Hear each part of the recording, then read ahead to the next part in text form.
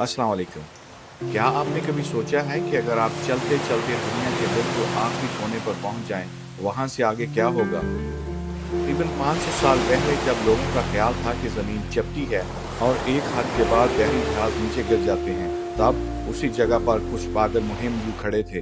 उन्होंने समंदर की इन हौलनाक लहरों को देखा और डरने की बजाय बोले, चलो देखते हैं इसके पार क्या है। ये है पुर्तगाल, एक ऐसा मुल्क जिसके मल्लाहों ने छोटी छोटी कश्तियां लेकर पूरी दुनिया का नक्शा ही बदल दिया और एक वसी समंदरी सल्तनत कायम की और नई दुनियाओं के दरवाजे खोल दिए। लेकिन इस मुल्क की कहानी सिर्फ समंदरी सफर और बादशाहों तक महदूद नहीं है। इस यूरोपीय खूबसूरती के पीछे एक और गहरा राज छुपा है। अगर आप इस मिट्टी को गौर से महसूस करें तो यहाँ आपको अंदलुस की खुशबू आएगी। जी हाँ, ये वो सरजमीन है जहाँ 500 साल से ज्यादा अरसे तक मुसलमानों की हुकूमत रही। यहाँ के किलों में, यहाँ की हवाओं में और यहाँ तक कि इनकी ज़बान के अल्फाज में आज भी शानदार मुस्लिम दौर की दरकनें सुनाई देती हैं। आज की इस वीडियो में हम पुर्तगाल की तारीख, सकाफत, हैरत अंगेज मकामात, मुस्लिम विरसे और उन दिलचस्प कहानियों को दरियाफ्त करेंगे जो इस खूबसूरत मुल्क को दुनिया के मुनफरद तरीन ममालिक में शामिल करती है। तो आइए सफ़र शुरू करते हैं पुर्तगाल का। आज का पुर्तगाल एक पुरअमन, खूबसूरत और सियाहों से बड़ा यूरोपीय मुल्क नजर आता है। लेकिन अगर हम वक्त का पहिया हजारों साल पीछे घुमाएं तो यही सरजमीन सल्तनतों की जंग, बहादुरी और तहजीबों के तसादम का मैदान दिखाई देती थी। और इसकी वजह सिर्फ एक थी, इसका जोग्राफिया। मगरब में वसी और अरीज बहरा ओकियानूस, मशरक में यूरोप और जनूब में शुमाली अफ्रीका की कुर्बत। पुर्तगाल सदियों तक तीन बड़ी दुनियाओं के दरमियान एक कुदरती पुल बना रहा और यही मकाम इसे हर ताकतवर सल्तनत की ख्वाहिश बना देता था। रोमियों से पहले यहाँ कई आज़ाद कबाइल आबाद थे, लेकिन इनमें सबसे ज्यादा दलेर और जंगजू लस्टेरियंस थे। ये पहाड़ों के वो सिपाही थे जो आज़ादी के लिए जान देना कबूल करते थे, मगर गुलामी नहीं। जब रूमी सल्तनत ने अपनी सरहदें वसी करना शुरू की तो उसे सबसे पहले सख्त मज़ाहमत यही लस्टेरियन से मिली। इनके अजीम रहनुमा वरियाथस ने बरसों तक रोम की ताकतवर फौज को हैरान किया रखा। गोरीला जंगी हिकमत अमली से उसने कई बड़ी रोमी फौजों को शिकस्त दी और आज भी इसे पुर्तगाल का पहला कौमी हीरो माना जाता है। लेकिन आखिरकार रोम की बेपनाह ताकत गालिब आ गई। रोमी सिर्फ फातेह बनकर नहीं आए थे, वो अपने साथ एक नई तहजीब भी लाए। उन्होंने मजबूत सड़कें और शानदार पुल तामीर किए, नए शहर बसाए, तजारत को फ़रोग़ दिया और ऐसा इंतज़ामी निज़ाम कायम किया जिसने आने वाली सदियों की बुनियाद रखी। और शायद उनकी सबसे पायदार मिरास थी लातीनी ज़बान। वक्त के साथ यही ज़बान मकामी बोलियों से मिली, बदलती रही और बिलाखिर आज की पुर्तगाली ज़बान बन गई, जिसे दुनिया भर में करोड़ों लोग बोलते हैं। रूमी सल्तनत के ज़वाल के बाद विज़िगोथ हुक्मरान बने, मगर उनकी ताकत ज़्यादा देर कायम न रही। इसी दौरान जनूब में एक नई कुव्वत उभर रही थी और फिर 711 ईस्वी में शुमाली अफ्रीका से मुसलमान जजीरा आइबेरिया में दाखिल हुए और चंद ही बरसों में मौजूदा स्पेन और पुर्तगाल का बेशतर हिस्सा एक अजीम इस्लामी तहजीब अल अंदलस का हिस्सा बन गया। ये सिर्फ एक फौजी फतह नहीं थी, ये इल्म, फन, तजारत और तहजीब के एक नए दौर का आगाज था। मौजूदा पुर्तगाल का जनूबी हिस्सा इस सुनहरी दौर का अहम मरकज बन गया।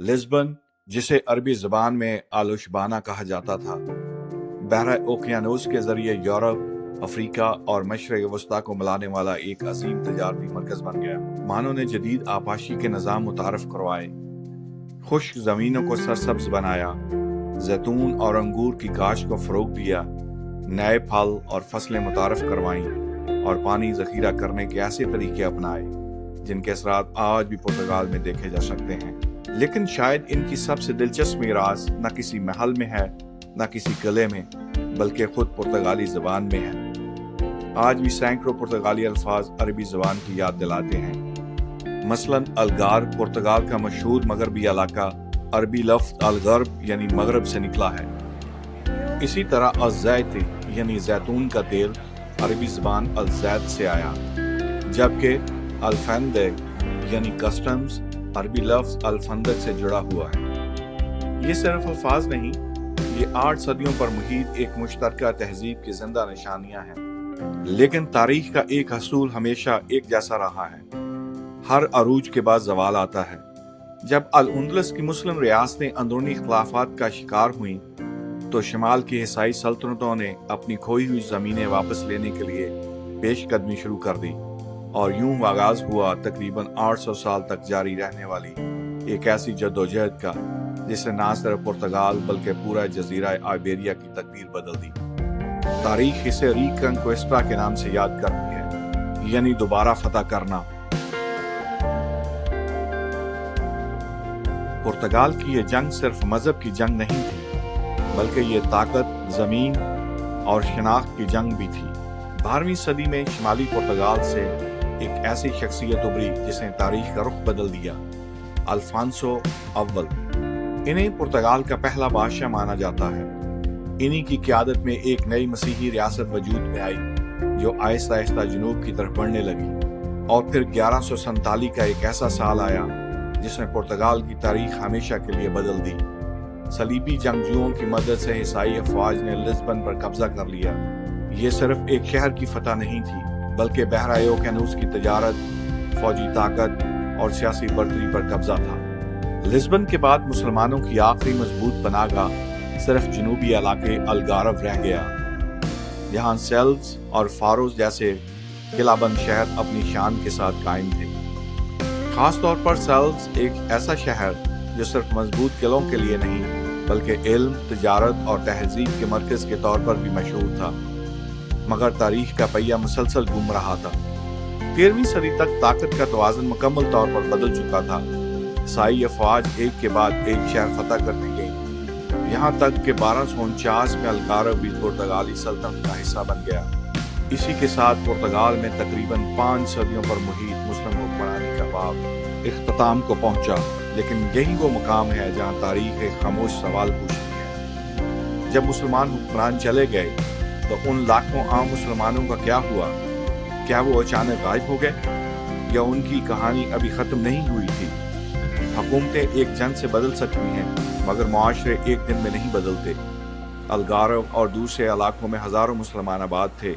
وہ کسان تھے، معمار تھے، کاریگر تھے، تاجر تھے اور ماہی گیر تھے۔ ان کی نسلیں صدیوں سے اسی سرزمین پر پروان چڑھ رہی تھیں، اس لیے فتح کے بعد ان میں سے بہت سے لوگوں کو وہیں رہنے کی اجازت دی گئی۔ انہیں مدہر کہا جاتا تھا، وہ مسلمان جو عیسائی حکومت کے تحت رہتے ہوئے اپنی مذہبی شناخت برقرار رکھتے تھے۔ انہوں نے اپنی غیر معمولی تعمیراتی مہارت، زرعی علم اور دستکاری کے ذریعے نئے پرتگال کی تعمیر میں بھی اہم کردار ادا کیا۔ یعنی اگرچہ مسلم حکومت ختم ہو گئی تھی، لیکن مسلمانوں کا علم، ان کی محنت اور ان کی تہذیب ابھی بھی پرتگال کی رگوں میں زندہ تھی۔ جوں جوں پرتگال ایک مضبوط اور متحد کیتھولک ریاست بنتا گیا، مذہبی رواداری کے لیے گنجائش کم ہوتی گئی۔ بادشاہوں کا خواب تھا کہ پورا ملک ایک ہی مذہب، ایک ہی اقتدار اور ایک ہی شناخت کے تحت متحد ہو۔ اور پھر آیا 15ویں صدی کا اختتام۔ کنگ مینوئل اول کے دور میں ایسے قوانین نافذ کیے گئے جنہوں نے مسلمانوں کی زندگی ہمیشہ کے لیے بدل دی۔ بہت سے مسلمانوں کو ملک چھوڑنے، عیسائیت قبول کرنے یا اپنی پرانی شناخت ترک کرنے پر مجبور ہونا پڑا۔ کچھ خاندان شمالی افریقہ ہجرت کر گئے، جبکہ بہت سے لوگوں نے حالات کے تحت عیسائیت قبول کر لی۔ ایسے 9 مسلمان عیسائی جو پہلے مسلمان تھے تاریخ میں مورسکوز کے نام سے جانے گئے۔ وقت گزرتا گیا، نسلیں بدلتی گئیں، زبانیں بدل گئیں، نام بدل گئے، لیکن ان لوگوں کا خون، ان کی روایات، ان کا فن تعمیر، ان کی زراعت اور ان کی ثقافتی چھاپ پرتگالی معاشرے کا حصہ بنتی چلی گئی۔ آج اگرچہ پرتگال میں مسلم حکومت کا کوئی نشان نظر نہیں آتا، مگر اس کی تہذیبی وراثت اب بھی شہروں، الفاظ، کھانوں اور بہت سے پرتگالی خاندانوں کی تاریخ میں زندہ ہے۔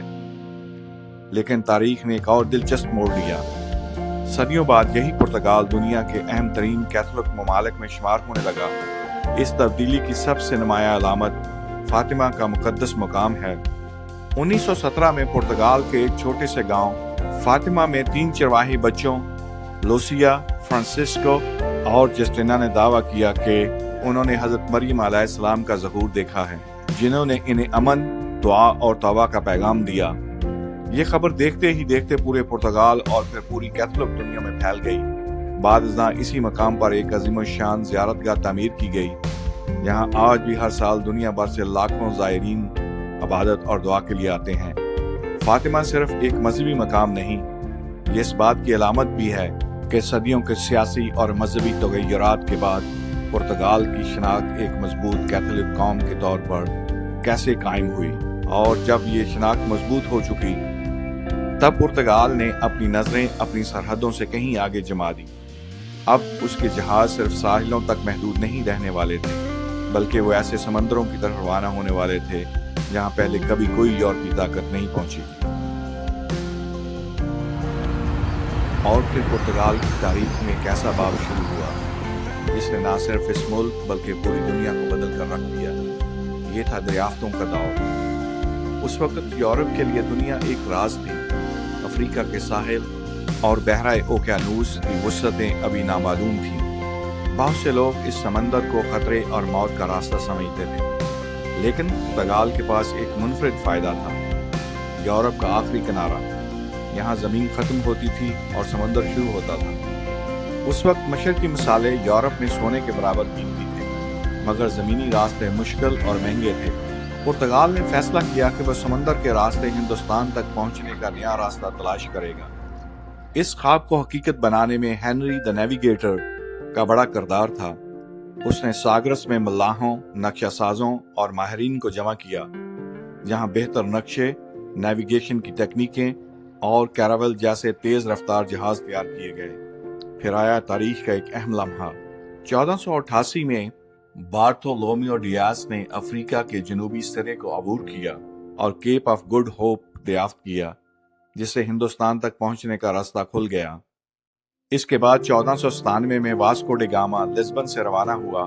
طوفانوں اور مشکلات کا مقابلہ کرتے ہوئے وہ 1498 میں ہندوستان کے ساحل کالی کٹ پہنچ گیا۔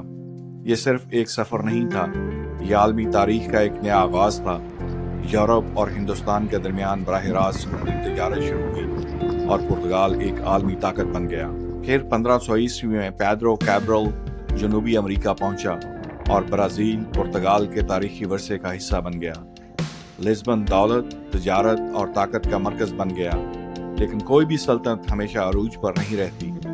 وقت کے ساتھ برطانوی، ڈچ اور فرانسیسی بحری طاقتیں میدان میں آئیں اور پرتگال کی عالمی طاقت آہستہ آہستہ کم ہونے لگی۔ لیکن پرتگال کی اصل خوبصورتی صرف اس کی فتوحات میں نہیں، بلکہ اس کے لوگوں، ان کی روایات، فادو موسیقی، پرانی گلیوں اور صدیوں پرانی کہانیوں میں چھپی ہے۔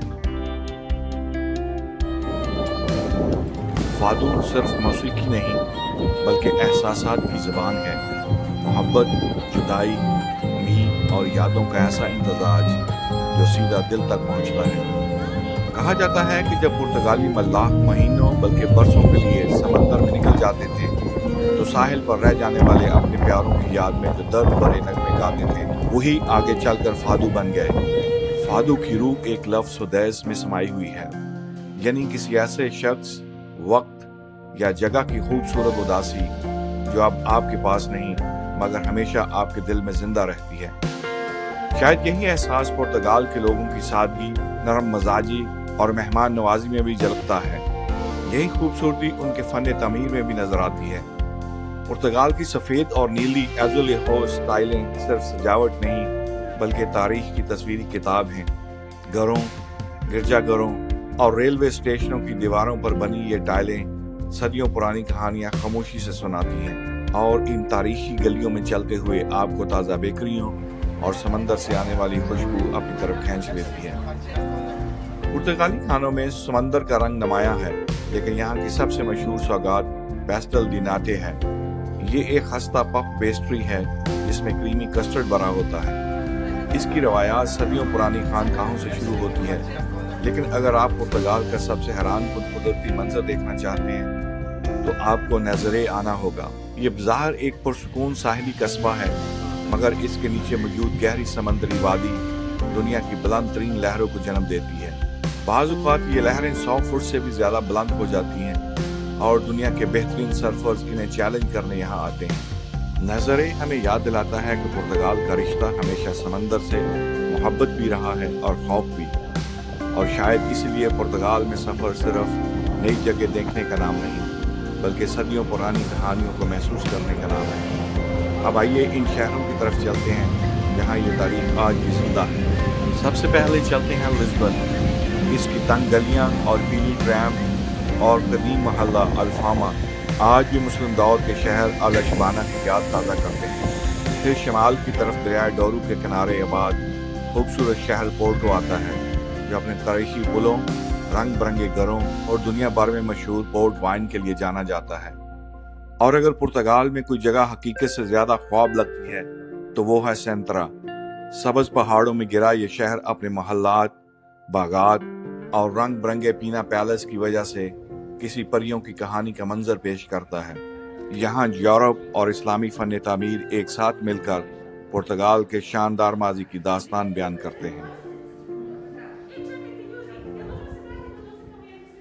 صدیوں کے عروج و زوال، جنگوں اور معاشی مشکلات کے بعد آج کا پرتگال ایک بار پھر یورپ کے کامیاب، محفوظ اور پرامن ممالک میں شمار ہوتا ہے۔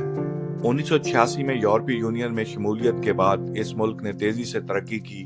نئی سڑکیں، جدید ریل نظام، بہترین تعلیمی ادارے اور مضبوط معیشت نے پرتگال کو ایک نئی پہچان دی۔ آج پرتگال صرف زراعت اور ماہی گیری کا ملک نہیں رہا۔ خاص طور پر لزبن یورپ کے ابھرتے ہوئے ٹیکنالوجی اور سٹارٹ اپ ہب کے طور پر جانا جاتا ہے۔ یہاں ہر سال دنیا بھر سے ہزاروں کاروباری افراد اور سرمایہ کار آتے ہیں۔ لیکن شاید پرتگال کی سب سے بڑی طاقت اس کی معیشت نہیں بلکہ یہاں کا طرز زندگی ہے۔ معتدل موسم، خوبصورت ساحل، کم جرائم، دوستانہ لوگ اور نسبتاً پرسکون زندگی ہر سال لاکھوں سیاحوں اور ہزاروں نئے رہائشیوں کو اپنی طرف کھینچتی ہے۔ یہ ایک دلچسپ حقیقت ہے کہ کبھی پرتگالی ملاح نئی دنیاؤں کی تلاش میں سمندر پار جایا کرتے تھے، اور آج دنیا کے مختلف حصوں، برازیل، افریقہ، ایشیا اور یورپ سے لوگ ایک نئی زندگی کی تلاش میں پرتگال آ رہے ہیں۔ اور اگر کوئی یہاں مستقل رہنا چاہے تو پرتگال اس کے لیے بھی واضح راستہ فراہم کرتا ہے۔ عام طور پر 5 سال قانونی رہائش، بنیادی پرتگالی زبان کا علم، اچھا قانونی ریکارڈ اور دیگر قانونی شرائط پوری کرنے کے بعد شہریت کے لیے درخواست دی جا سکتی ہے۔ اسی وجہ سے پرتگال نہ صرف گھومنے پھرنے کے لیے بلکہ رہنے، کام کرنے اور نئی زندگی شروع کرنے کے لیے بھی دنیا کے پسندیدہ ممالک میں شمار ہوتا ہے۔ اور جب اس خوبصورت ملک کی کہانی، اس کی تاریخ، اس کے لوگ اور اس کا پرسکون طرز زندگی ایک ساتھ ملتے ہیں تب احساس ہوتا ہے کہ پرتگال صرف دیکھنے کی جگہ نہیں بلکہ محسوس کرنے کی جگہ ہے۔ تو دوستو، یہ تھی پرتگال کی کہانی، ایک چھوٹے سے ملک کی ایسی عظیم داستان جس نے چند لکڑی کے جہازوں کے سہارے دنیا کا نقشہ بدل دیا۔ ایک ایسی سرزمین جہاں رومیوں کی میراث، مسلمانوں کا علم اور عیسائیوں کی تاریخ آج بھی ایک ساتھ زندہ محسوس ہوتی ہے۔ جب آپ یورپ کے اس مغربی کنارے پر کھڑے ہو کر بحیرہ اوقیانوس کے بے کنار پانیوں کو دیکھتے ہیں تو شاید آپ کے دل میں بھی وہی سوال پیدا ہوتا ہے، آخر اس افق کے اس پار کیا ہے؟ شاید یہی سوال، یہی تجسس اور یہی سودیز پرتگال کی اصل پہچان ہے۔ یہ ایک ایسا ملک ہے جو ہمیں سکھاتا ہے کہ دنیا صرف نقشوں پر نہیں بلکہ تجسس، ہمت اور سفر کے جذبے سے دریافت ہوتی ہے۔ اگر آپ کو آج کا یہ سفر پسند آیا تو ویڈیو کو لائک کریں، ہمارے چینل کو سبسکرائب کریں اور کامنٹس میں ضرور بتائیں کہ پرتگال کی تاریخ، ثقافت یا خوبصورتی کا کون سا پہلو آپ کو سب سے زیادہ متاثر کر گیا۔ اور اب ہماری اگلی ویڈیو تک کے لیے اللہ حافظ۔